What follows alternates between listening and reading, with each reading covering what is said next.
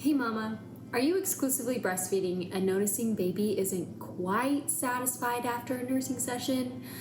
Hands are still clenched, latching on and off in frustration, or showing signs of hunger shortly after a nursing session? Or maybe you're like me and even tested their hunger by offering a bottle of formula after a nursing session, just to see if they were interested, only to watch them down the whole bottle. Yeah, that experiment definitely left me with mixed feelings, and I knew I wanted to increase my milk supply ASAP. But there was a catch. I hate power pumping.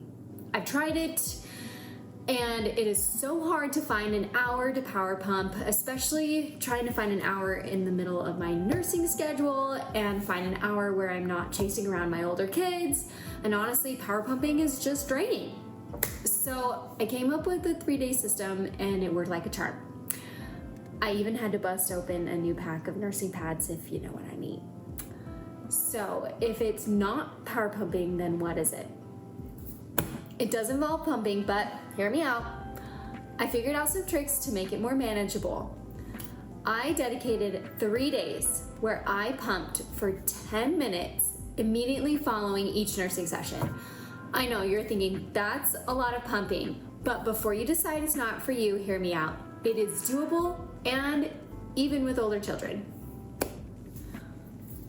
First, pick your 3 days wisely. I chose a Friday, Saturday, Sunday because I knew my husband would be home to help with the older kids on Saturday and Sunday, which meant I really only had to struggle through a few pumping sessions on Friday while he was at work. Second, don't expect perfection. I definitely missed a few pumping sessions. Let's be real, I was not going to stay awake after a middle of the night feed for pumping, and you shouldn't either. And yes, I skipped a pumping session on Sunday morning because getting to worship service on time with 3 kids is hard enough. So let's zoom out. Babies nurse about 6 to 8 times in a 24-hour period. So to make things easy, let's say your baby is eating 8 times per day. If you're stimulating milk production an additional 4 times per day, that's a 50% increase in nursing sessions. So I'd say that's pretty good, right? So dedicate yourself to pumping after each nursing session, but don't beat yourself up if you miss one or here and there. Life happens. Just try not to miss more than 1 nursing session in a row. Third, now this isn't a must, but it definitely helps. Use a wearable pump if you have one. It took until my 3rd baby to discover wearable pumps, and they are a game changer. Lay baby down after nursing, usually when they're happy. Slip those babies in and bam, you're on your way.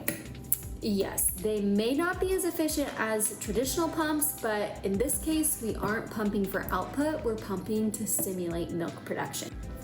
Fourth, if you're wanting to collect and store the pumped milk, set up a system in the refrigerator starting with 2 empty bottles.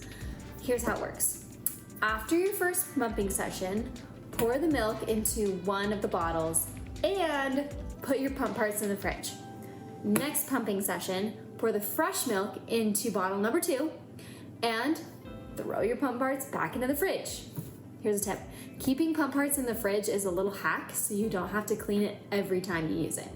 Now, pumping session 3 is where the magic happens. You can combine bottles 1 and 2, boom. Since they've come to the same temperature, now you have an empty bottle for the fresh milk to chill in until it can be added to the cooled mixture. At the end of the day, bag all the pumped milk, clean the bottles and the pump parts, and you're ready to resume the next day. And 5th, have realistic expectations. The goal of the system is not to fill your freezer stash. Remember, you're pumping after a nursing session, so there really shouldn't be much milk left in the breast. The goal of pumping is to stimulate production / milk letdown and completely drain the breast of whatever milk is remaining. Milk production is a simple supply and demand problem.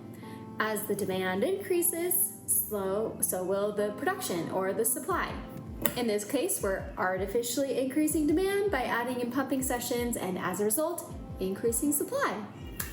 Comment below if you give this a try. I'd love to know the results, and hopefully this helps you boost your milk production. And remember, Eat enough calories, drink lots of water, and be kind to yourself. Stay well, Mama.